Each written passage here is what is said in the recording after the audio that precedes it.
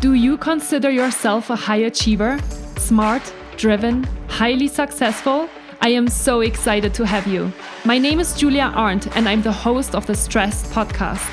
I will help you develop your stress resilience the same way you've developed your workplace superpowers. Learn peak performance tools to thrive at work and in your personal life. Let's get started. Morning, everyone. It's 9 a.m. PST on a Thursday morning, and I'm so excited to welcome our next podcast guest to the show. And it's Naketa. Naketa, how are you today? I am magical. How are you? I am doing good. I'm still waking up a little bit. So we were just talking about pre-recording that we're going to drink our teas here while we're having a little conversation. Absolutely. I'm down for it. Let's get it. Great. I am super excited. And you actually already shared a few really valuable things, I think, that I would love to share again on the recording. So the first question I always ask is, where are you located? What time zone are you in? And what have you been up to this morning? Yes. So I'm born and raised in Philadelphia, but I'm hailing from South Jersey, about 12 miles from where I originate from, which is on the East Coast. So I'm EST time zone this afternoon for me, actually. Mm-hmm. And what was your other question? And what have you been up to this morning? Oh, this morning kicked off with Balance Boldly, which is my podcast interviews, a couple of T-Connect conversations, and a private advisory strategy session with one of my power couple wives. Very cool. I'm very excited to talk with you today about relationships and about being selfish and all the things. We were just chatting about the summertime. I think it's very interesting that you are taking 6 weeks off every summer and take that time for yourself. You said you started that 9 years ago? Yeah, I actually started the idea of self-lovecation is what I call it. I was doing it as a 2 to 4 week version of it. When we first kicked off our business in 2011, I said, well, let me integrate this. It was organic. My birthday's in the summer. My anniversary with my husband is in the summer. So we, knew we were going to take off some time anyway. Those first couple of years, they were closer to a 2 to 3 week, even though the goal was always 4 in the beginning. And what I realized is I had an addiction to stress, to working, the adrenaline rush, the dopamine hits, all that you get from working. So they really looked like workations in the beginning when I first started it, which was out of alignment with what I needed. Like it felt like it made sense because we had a baby business, anyone who started a business knows that you put everything into it, right? So it felt like what I was supposed to do, but it really wasn't in alignment with what I needed to resource and refuel myself. So I had a couple of, come to reality moments with me, what's working, what isn't. I also, having a fiscal responsibility to the company, looked at when were our down seasons. And because we're a personal development and growth company, ultimately at the high level, there's not a lot of conferences and speaking engagements and things over the summer. Most corporations do that fall and spring. And in terms of the private power couples that I work with and those married women entrepreneurs, they're all doing their own vacations and baby showers and graduations and all of that. So I was like, let's expand this to make it more of what I wanted more than anything, but also to support me with what I needed to refuel myself after pouring out so much all throughout the year. So about 9 years ago, I extended it to 6 weeks, 6 solid weeks. There is no work inside the self-lovecation. It's not a workcation or a tricky way to get to it.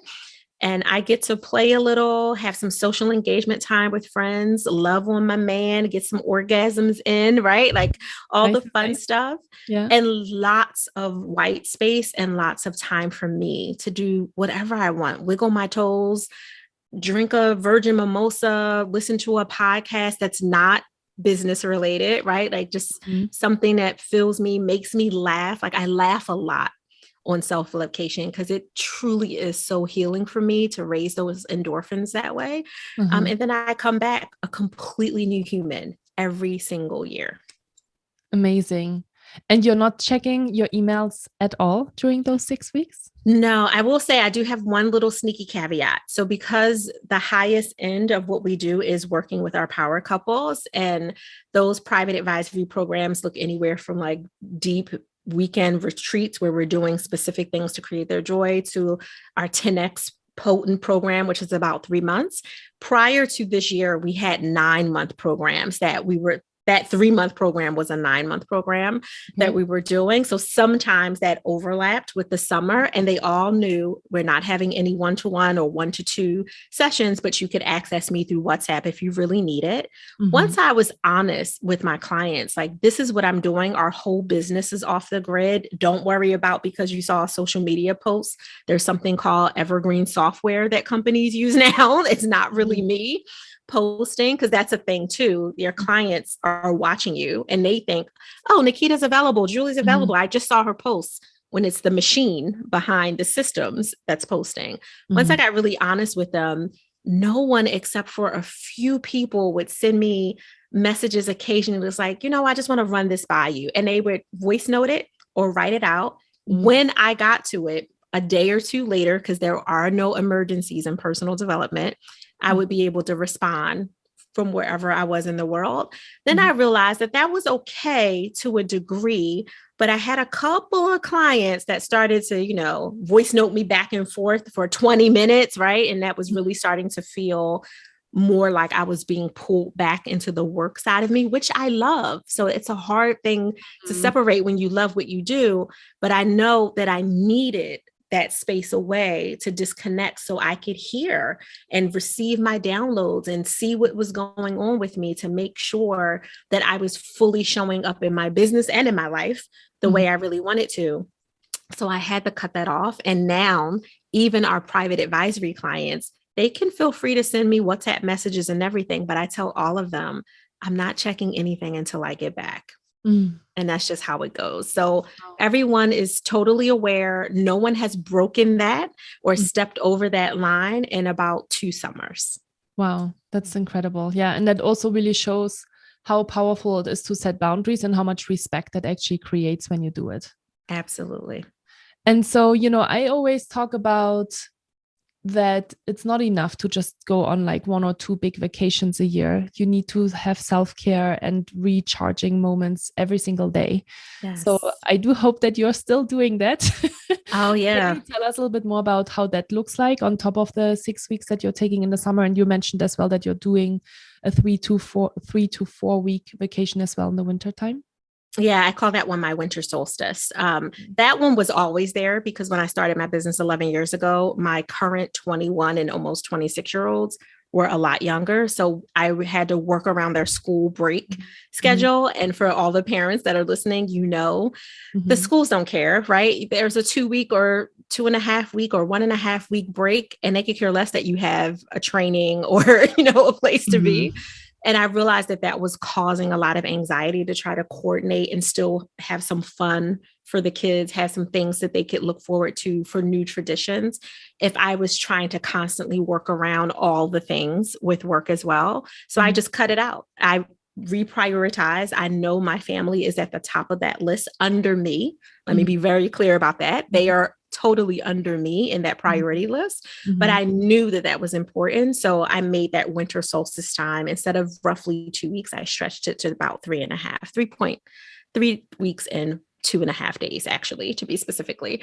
But to your point, there's still more that you need throughout the week and the month and the rest of the year, and not just to cram all of your frustrations throughout the day and then look forward this big chunk of time that you are too exhausted to enjoy.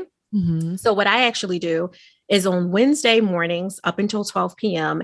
and all day Friday, those are my CEO flow days every week.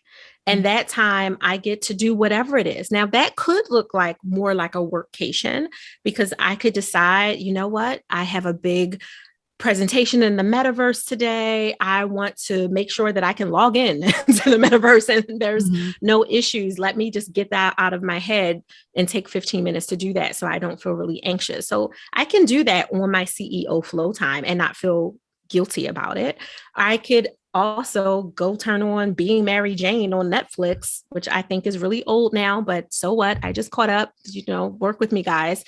Um, Turn it on. It's a beautiful, wonderful show that's dramatic and theatrical and has all kinds of juiciness to it, but it's ultimately about work-life balance, which is my jam. Mm-hmm. So I could turn that on and be stimulated and mused with other ideas and other ways of creating tools for the ambitious women and those brave men that I work with. Or I could go for a swim or go walk the dog. Like I get to do whatever I want so I can get out of my head, out of my ego, and really get into my body and into my heart. That's what those flow days are for. And of course, if there's like a big project coming up, I get to look at the spreadsheets and not feel like I'm competing with T-chat calls or interviews or any of the other fun stuff I like to do. But Julia, because you do this, you have a podcast and you're also a sought after guest. You know that it's a different zone that you're in when you have to be on stage. Yeah. And sometimes that makes it challenging to pull your stuff away to the gritty parts of the business to do that. So I have Wednesday mornings and all day Friday at whatever chunk of time I want to use that for. So that helps tremendously. Amazing. Yeah, I actually introduced that as well. As you were talking about that, I was just thinking, yeah, my Thursdays have started to be a little bit more meeting heavy lately. But usually, like I have a Calendly link, which is kind of nice because I feel like back in the days when I was in corporate, everyone had access to my calendar and it was a lot harder to say, oh, I'm absolutely not available for X and Y days. I feel like you just have the feeling you always need to be available. Yeah. And then into the transition to my new business, I realized, oh, I don't have to have meetings every single day. I can actually, organize my schedule exactly how I want it to be because people can't look into my calendar. And not to say that you can't do it when people have access to your calendar, but I think it made it a bit easier for me to make that decision for myself. And so I only can have people be able to schedule time with me on Mondays and Wednesdays. Yeah. And then Thursdays are oftentimes for one-on-one coaching on top of the other 2 days, but one-on-one coaching, podcast interviews, business development calls. But Tuesdays and Fridays are kind of my flow days where I don't take any meetings and where I can just really focus on whatever I need to do, right? Prepare social media content, email. And it's been really wonderful. And I've been doing that for 3 years now. And it's made a big difference in my life. Yeah, you get that behind the scenes work done too in pockets of time where you get to vibrate on that level and not feel like you're well, you're not distracted because I feel like as soon as I have even if I just have 1 30-minute call in the day, I feel like I'm not as productive because I'm like, oh, there's this meeting in the day. And so I feel like I can't, my brain just works differently then and is not in the zone as much. So I relate to that. I feel like maybe we have the same brain because I'm the same way. Even if it's someone I'm looking forward to meeting, it's a different energy that's being pulled up and it competes with the more administrative energy, that version of me that needs to go through spreadsheets and organize or send out emails and prepare things and SOPs and all of it.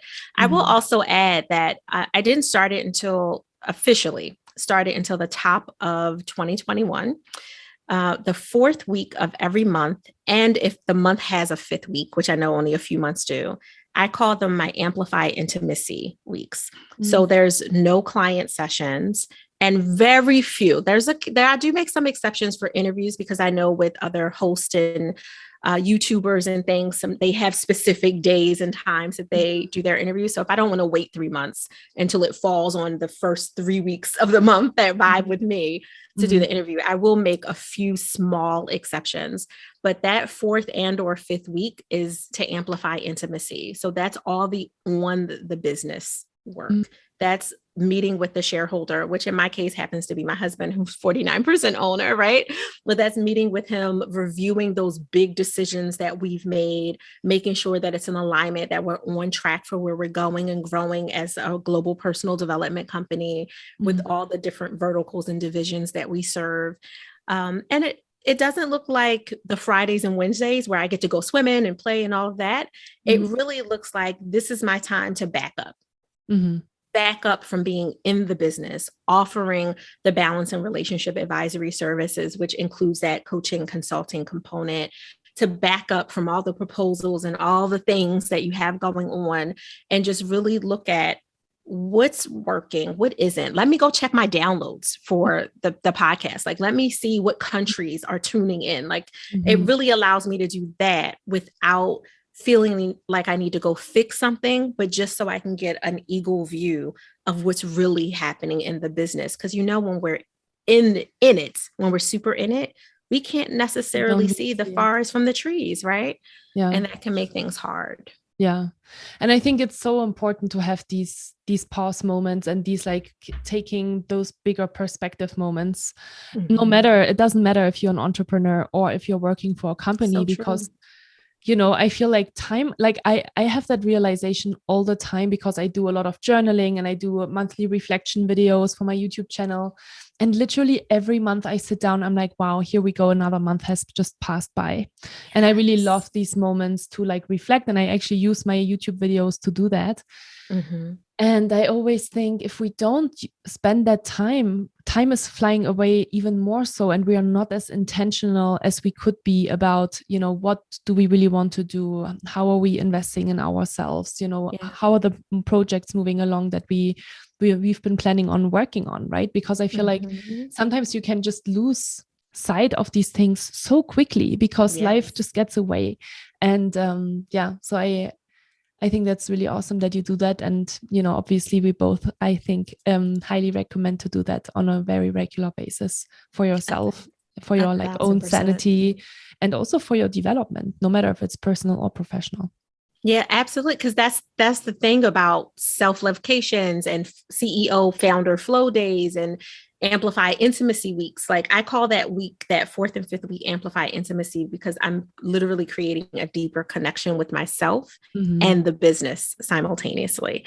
And I want to make sure that I'm able to do that and not just be going along because in January I said, this is what we're going to do these 4 quarters, but maybe there's a shift. Maybe the world, the environment, my clients have been asking me for something more, but I was so regimented to get, plan A done when plan C that I didn't even create, which was given to me from my community of targeted ideal clients, is actually where I'm supposed to be. But you can't see that if you're in it. I will just say, for anyone listening, entrepreneur or not, I get it when you're like, I can never take that much time off for my business.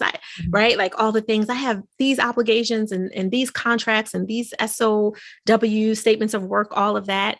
Just keep in mind this thing. And I know Julia can stand behind it because there's a reason that she implements it in her business 3 years ago as well. When you give yourself permission to slow down, you can speed up.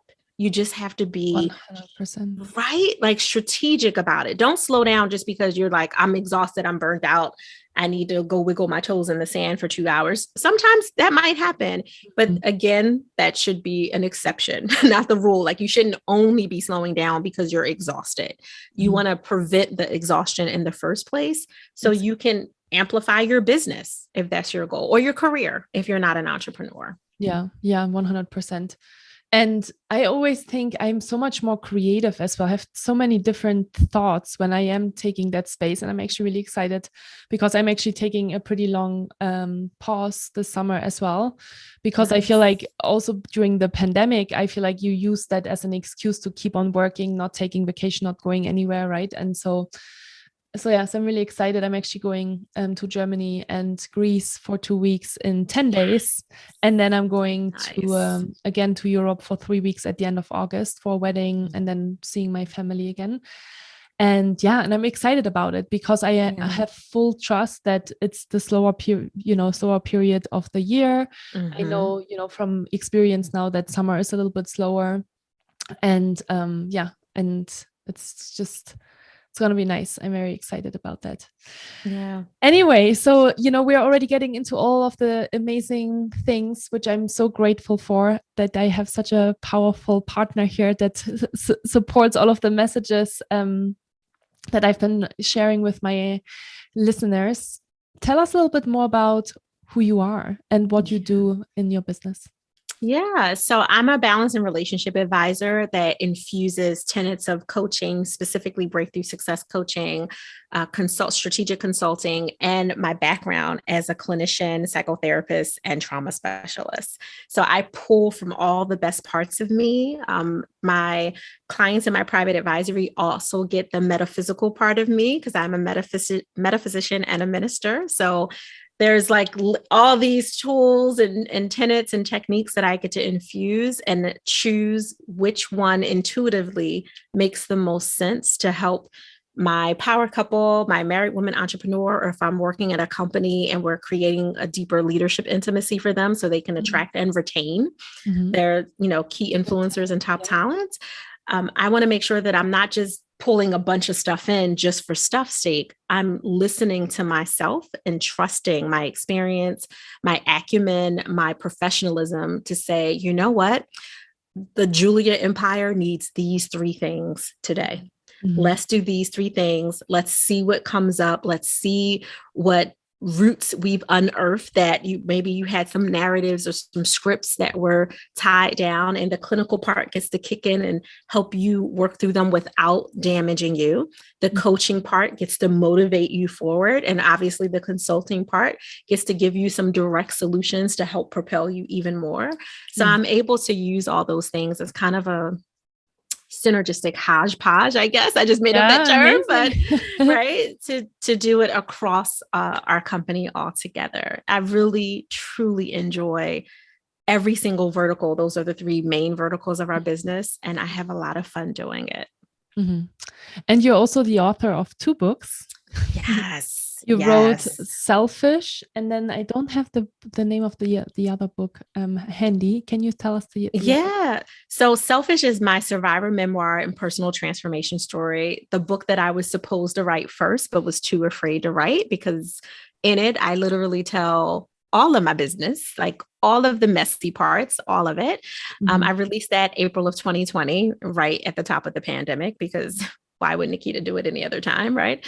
The one that came before that was the book that I wrote from a space of need. I wanted to make sure that I was a published author. I wanted to make sure that I was giving some really good, tangible how-tos, where Selfish is not a how-to book. It's literally a memoir and transformation story. And that was the Careerpreneur Kickstart.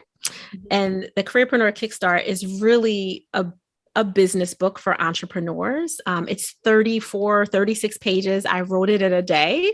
And I still use a lot of those tenets inside my incubator, where we do a lot of the Unbound Brilliance work for our entrepreneurs, because it's honestly just a breakdown of the stages, the growth stages of going from a dreamer, believer, planner, doer, to preserving your success and cycling back, because none of it is linear, with each new major, audacious, bold project you create, or next audacious level of your life that you're creating. So I knew that that was really important, and I wanted to get it done, but I was hiding from writing Selfish when I wrote that. I had the download to write Selfish multiple years before that, but was too afraid to be that raw and to be that honest. What did make you finally, go into that fear and actually write it?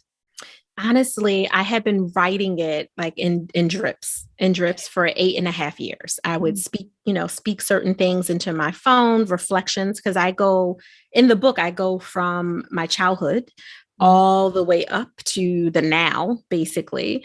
And I wanted to paint the picture as it was happening, and which meant I had to open up old wounds. I had to dig down and remember the specific time that I realized I was being sexually abused, when before that I thought this was normal behavior from a guardian in my life that I lived with, and the older cousins that did the same thing, and so on and so forth.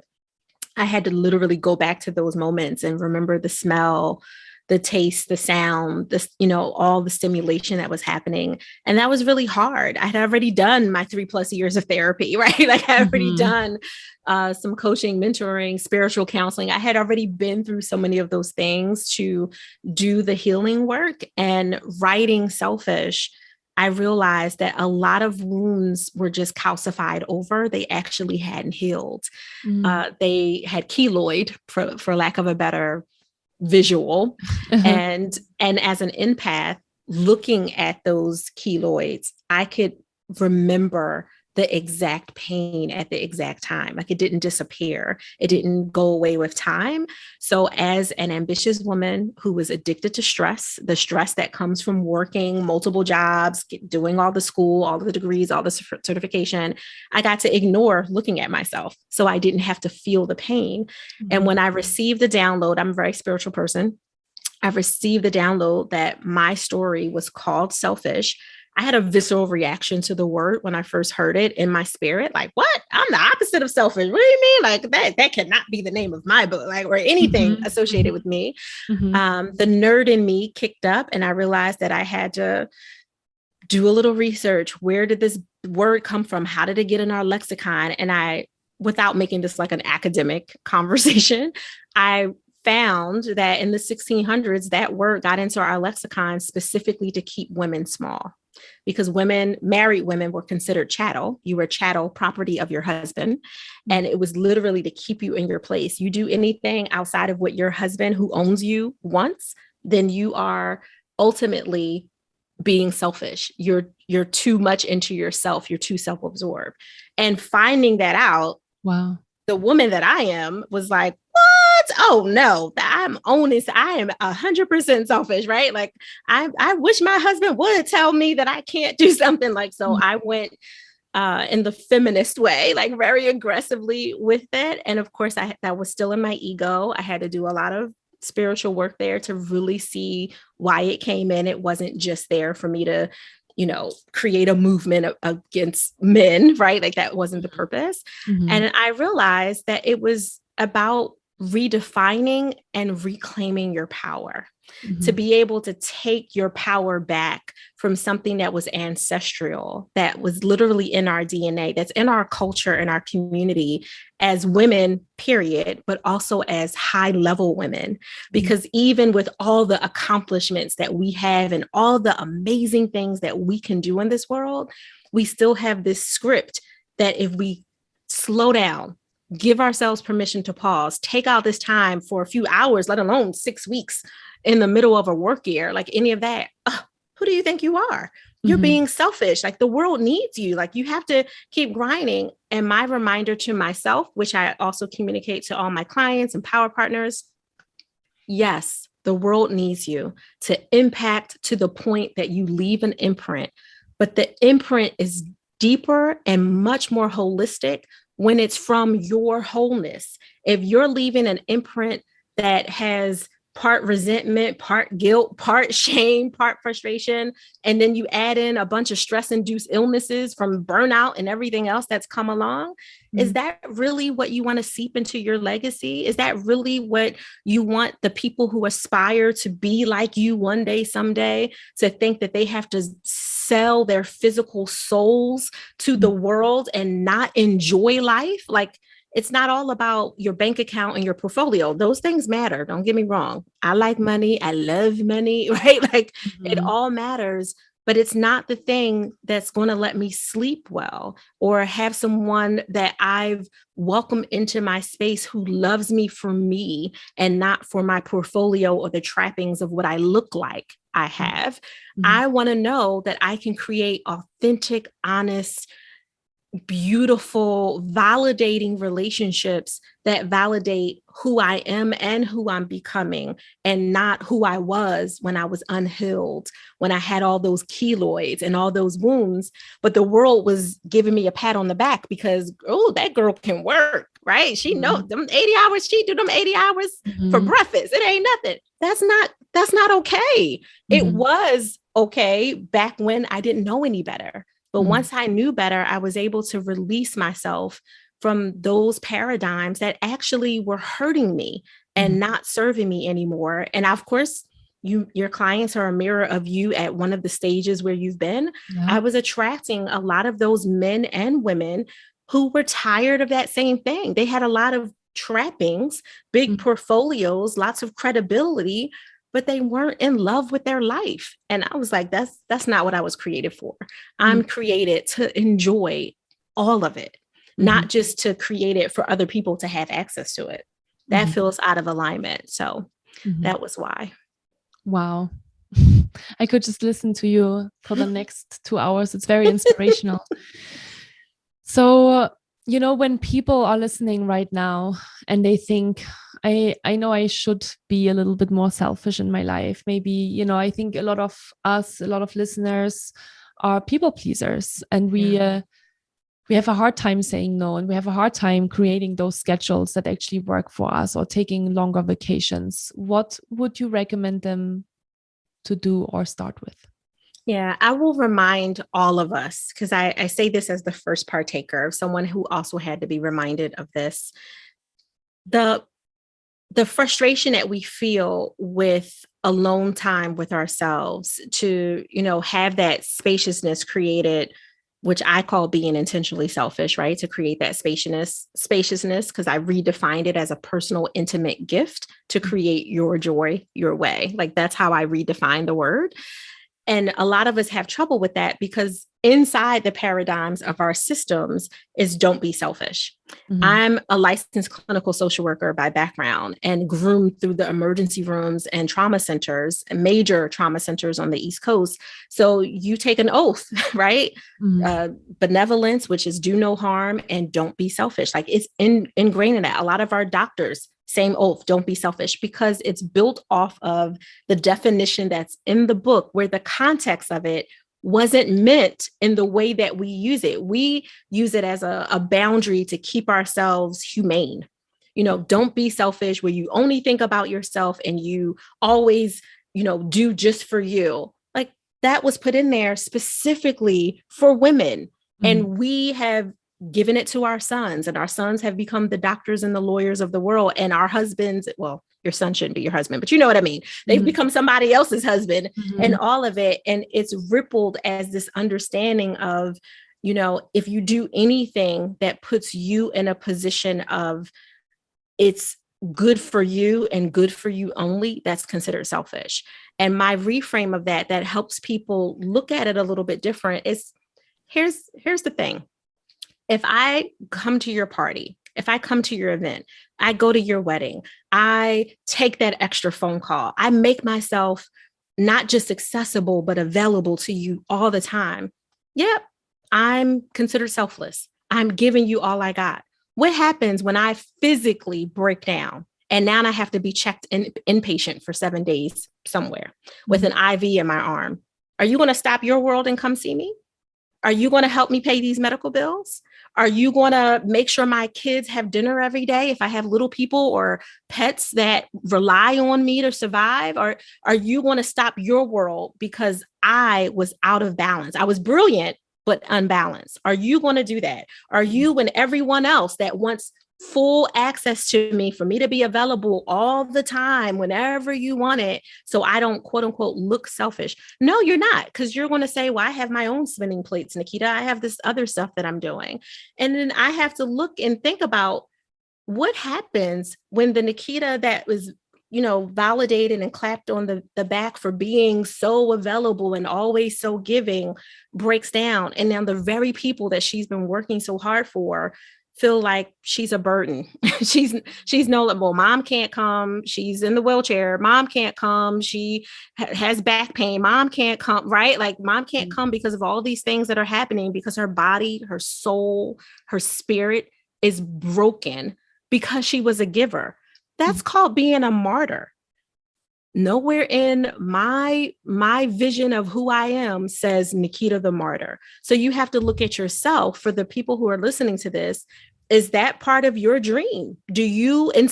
Are you aspiring to be a martyr? If not, pull back a little bit and ask yourself, what do you need right now in this moment while you're listening to this show? What do you need right now that will just give you a little bit of a boost, a little battery boost? That could be, you know what? I haven't ate any salad in a really long time, because I've been just ordering Chick-fil-A and, whatever else I can get my hands on. then do that small thing. It's about the micro stacks, those steps that stack up. So this isn't to shame you into, you're not taking 6 to 12 weeks a year. You're not taking care of you. Build yourself to that. God knows I had to build myself to that. I cheated my first few self-lovecations by doing work because I didn't know how to slow down and make the spaciousness for me to see what other work that I needed to propel me forward in these quantum leaps and bounds versus these incremental steps that didn't have to be that way, all because I was refusing to take those micro moments and give myself a little battery boost, for lack of a better. So I say start small. Give yourself permission to pause for 10 minutes to blow some bubbles. Just sit and blow some bubbles. How about this? When you're blowing bubbles, you're deep breathing, which energetically is helping you slow down. It's helping your parasympathetic nervous system. It's lowering your cortisol. You were just blowing bubbles. It wasn't that deep to you, but you were doing all that. If you're blowing a big enough bubble, you're massaging your organs and releasing toxins. Who knew? All of that came from a little kid game that we used to do when we were young in the summer of blowing bubbles. So you can do something that small. It's going to feel awkward, because you're like, why? I'm grown. I'm in my 30s, my 40s, my 50s. I'm sitting at this desk blowing bubbles. It's going to feel awkward, but most first things are. This is you creating an intimate connection with you. Just like it was awkward the first time you went on that date with whoever, it's going to be awkward the first time you sit with yourself. But it hopefully turned out to be a good date. Hopefully they turned out to be at least a good person for you to know, even if they didn't become your forever lover. Well, now you get to create this intimacy with yourself and learn, you know what? I don't like bubbles. I'd rather get up and just dance for 10 minutes. Let me turn on a Beyonce YouTube video and act like I can twerk, right? Like whatever does it for you to raise your oxytocin, to get your endorphins going, and to lower your cortisol. If that looks like taking a 10-minute walk with the dog, rubbing the cat for 5 minutes, whatever it is that you can do in these pockets of time that are not dependent, or should I say codependent, on another human, because that's what isn't permission to pause. When you need to have, I need my husband to come. I need my girlfriend to come. I need my sister to come.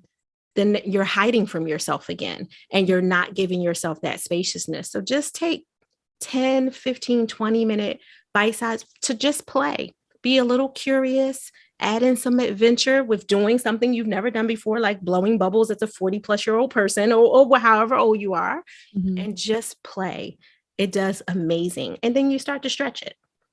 Another 10 minutes, another half an hour. Before you know it, you have your own new tradition of, you know what, every morning for 2 hours, I have a power up, right? You start to build towards it. But a lot of people that I've talked to shame themselves into thinking they don't deserve the spaciousness. Well, I can't possibly, because I have all these things. I'm sure you've heard it. Oh, yes. Like a million times. And the reality is your clients will replace you with someone else if you can't be there because you were stuck in somebody's hospital. The company you work for will replace you in a minute with whoever, right? 100%. So why get to a point where you need to be replaced and start making your way, your reality, your way right now by creating joy? So if a choice comes up, it's not, oh, is Naketa or Julia or Tina or Tom going to have to be replaced? It's, do I want to be here? Do I want to do this way? Because I have the right to create it differently. But you can't do that if you don't have any resources inside. Yeah. So powerful. I'm so glad that we're having this conversation today. And one more thing that just kind of popped in my mind that I do want to share is back to the calendar that we talked about at the beginning. Yeah.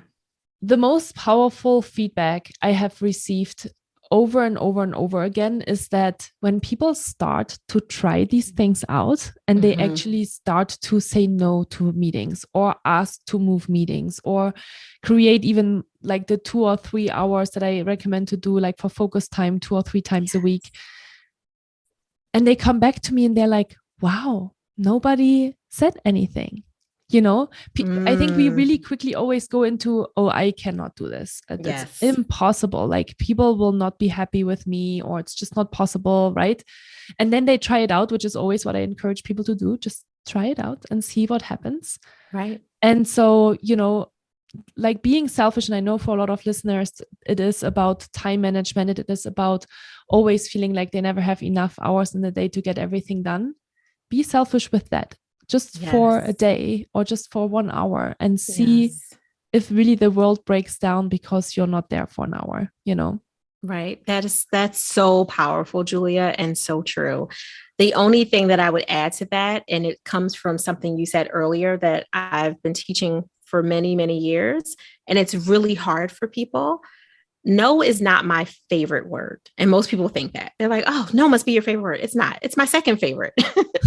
But boundaries is my first, because I realize that being accessible is important as a leader, as an impactor, as an innovator, all the things. But being available is where you stepped over my boundary. So I have to create it in a way that the new person in my life, the old person in my life, the person that knew me since I was 15, before I came to any of these personal transformation awareness moments, I need to help you understand your friend, your client, your advisor, your colleague, Naketa, is accessible, but she is not always available.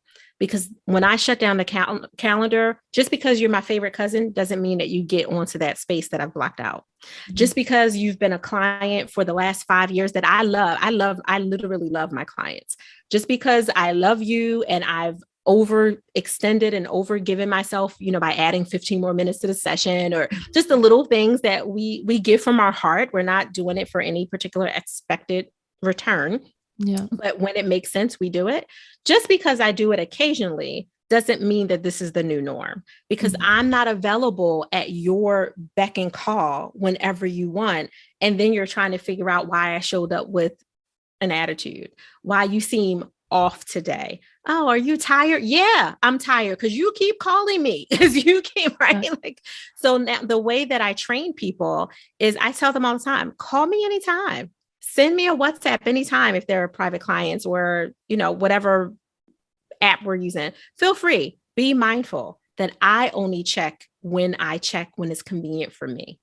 I'm very clear about that. Now, and if it's between, our normal working hours, that's kind of understood. But anything outside of that, and that goes for my family too. My kids are young adults. My son is a father now. We have 2 grandbabies that are 3 and 4 because he discovered he was cute about 5 years ago. Okay. Like all the things they all know, you better add your dad to that group message, because mom don't walk around with her phone. My spirit will tell me if there is something urgent and emergent. My spirit didn't tell me that it was urgent just because you called 5 times. Guess what? What did you want? I just wanted to know if I could have some money. I need to know if you could watch the kids. None of that was urgent. So I remind people, check in with yourself. When the people closest to you are in need of something, usually before they even ask. They popped up in your mind. It came to you in a dream. You picked up a teacup and you just saw Julia's face. Maybe I should reach out.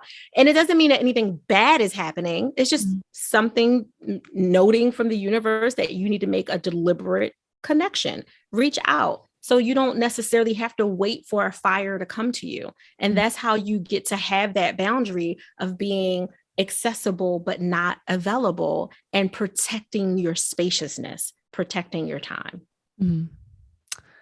Yeah, I love that. And, one more question that I have for you that I do need to ask, because I'm super curious about it, is when you wrote that book, Selfish, you said that there's a lot of kind of trauma that came back up, and you realized, I haven't really dealt with it the way maybe I should deal with it, or let it go. I think a lot of people have that in their lives. We all have trauma, right? Yeah. We all have had experiences that traumatized us, even though they, from an outside perspective, maybe we think it's not trauma, or it was not a traumatic experience, but for us it was, right? Because that's how we perceived it at the time. That's right. How did you let go? Was it the writing process that helped you move through that? The writing process was very helpful with me realizing what was there that I thought I was over, right? Like I thought I had done a lot of the work because again, 3 years of therapy every week, lots of co-pays, all the accountability work in between, plus the spiritual counseling, all the things. I was surprised in the writing process. And I think that's why it took me so long and why I would take these really huge breaks in between is because I was like, wait a minute, I talked about this. I know we got to the root, right? In my mind, like, I know we got to the root of this, but I hadn't forgiven myself. So when I redefine selfish, and I'll link this in a very clear way, the new definition that I've stated before is a personal, intimate gift to create your joy. Gift is an acronym, which is a tool inside the definition. GIFT stands for gratitude, which we all understand. There's so much power in raising your vibration with gratitude. But my twist on it is don't hide behind gratitude. Because I was raised as a Jehovah's Witness. I've converted to Christianity, but I was raised Jehovah's Witness. So there was lots of narratives and scripts and paradigms for me personally in that religion as a young child around not asking for more. Don't ask, be quiet. You're to be seen, not heard, all of those things that made me feel like the little bit of affection, the little bit of attention, the little bit of sustenance that I would get, I should just be grateful. And how dare you want more? And that young child, Naketa, that transferred into adult decisions when I was, going through my career as a professional. Oh, well, how dare I want to go after this promotion? Like I should just be happy being, the team leader inside this program. And then when I became an entrepreneur, right? Like, how dare you think that you can have a business that makes 6+ figures a month? Like, oh, who do you think you are? Right. Like those scripts were coming back up. So I do remind people that those earlier scripts and narratives, if you haven't checked them, if you haven't seen if they're healed and uprooted and eliminated for the ones that are just unhealthy, they are driving your adult decisions right now. Even if you are highly accomplished and ambitious and all of it, you are not playing at the level you could be, holistically enjoying life the way you could be because you have a tiny child with an undeveloped brain, as brilliant as you are, driving your adult decisions emotionally in that area. So the G for me is literally don't hide behind, be grateful, but don't hide behind gratitude as a reason to play small. The I is to imagine what life would be like. What if I wasn't playing small? What if I didn't feel like my mother was right when she did this, or my father was right when he said that, or that old dance teacher, right, that told me I had to lose weight to be a ballet dancer? Like, what if none of those things are controlling me now and I allowed myself to fly free? And the F is for the forgiveness work, which isn't what most people think. They think it's about forgiving, the people who hurt you. It's really, that there's a part of that that's true, but the real forgiveness is in forgiving yourself. When you can have those honest conversations with yourself on paper, through painting, through baking delicious foods, whatever your cathartic process is for your self-forgiveness work, because it doesn't always look like writing or psychotherapy talking. Sometimes it's a combination, a cocktail. But when you can release yourself from that shame, that guilt, that frustration, that rage for some of us, when you can release yourself from that, then you are free to get to the T, which is to take action. And you can take action towards whatever that I is that you imagined yourself being. And for many of us, when we can give ourselves that gift, you literally get to finish the definition and get to create your joy, because now you're untethered. So to answer your question in a very direct way, the letting go work is both recognizing and being aware that you have the issues in the first place. Because if I never wrote Selfish, I may or may not have ever become aware that I had some unhealed oozing stuff under those keloids that I refused to look at, right? Those wounds that I refused because I was so booked and busy and doing all the things. And it could have definitely damaged all of my relationships in a very horrific, unrepairable way if it exploded in like a full body systemic infection, to kind of stay with that analogy. But that was something I needed to do. I had to be aware that that was even an issue. So slowing down to write, in my case, helped me become aware that there was a problem then I could get to the letting go work, which honestly, for most people that I've worked with, and I've worked with tens of thousands of families across this globe, we could do a whole bunch of techniques and all of it, but it comes down to, do you forgive yourself? And being really honest with that. And once we can get to the forgiveness work and let go, now we can move forward. And it doesn't mean it's going to take a 3-year therapy process. There are people who can let go in an hour, and because they're ready to get to it. They're not trying to create a barrier. They're not trying to stay in their ego. They're coming as a full hot mess. They're like, here's my mess. I want you to see it all, right? Those are my favorite people, because there's so much strength and vulnerability. Like it's so beautiful to be able to have a mess, to not judge why or what or who, and be able to look at the pieces and see the beauty in it. Like, all right, we got through the mess. Here are the roots that we want to nurture, and here's the rest that we want to weed out and eliminate. And it works perfectly every single time. Wow. I feel like we need to set up another podcast interview. Yeah, I'm down. When you get back, we'll go on our vacations, and we're going to have a great summer. And then I think we should see each other again, because it's absolutely incredible, all of the things that you're saying. And I would love to talk with you about other topics. I think codependency is a very interesting one as well. Yes. That's kind of triggered me to be like, we need to talk again. I think this is really powerful to talk about that. But for now, I think this is beautifully wraps up the first part of our maybe podcast series. Who knows? Yes, I love it. I'm down. Really wonderful. Like I'm almost speechless, because it's really beautiful, and I resonate so much with everything that you're saying. So if you, listener, are also resonating with what Naketa is saying, and maybe you have someone on your mind that just popped up as well, and you think, wow, my boyfriend, girlfriend, friend, mom, dad, aunt, uncle, colleague needs to hear this as well.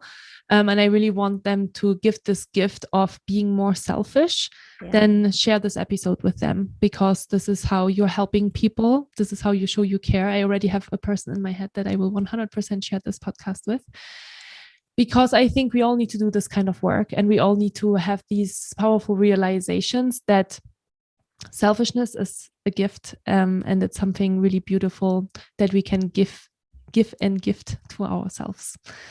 Naketa, how can people get in touch with you or find more about you if they're curious? Yeah, in the spirit of creating more intimacy, I'm encouraging people. Of course, you can go to our thinkpro.com website, which I'm sure will be linked in the bottom of the notes. But come over to LinkedIn, send me a direct message and say, hey, I heard you on Julia's podcast. I would love to have tea with you, and let's have a 15-minute tea. And if you're not quite ready for that, we can just support each other online through LinkedIn, and you can send me whatever you want so I can check it out, give you some feedback, all of the things.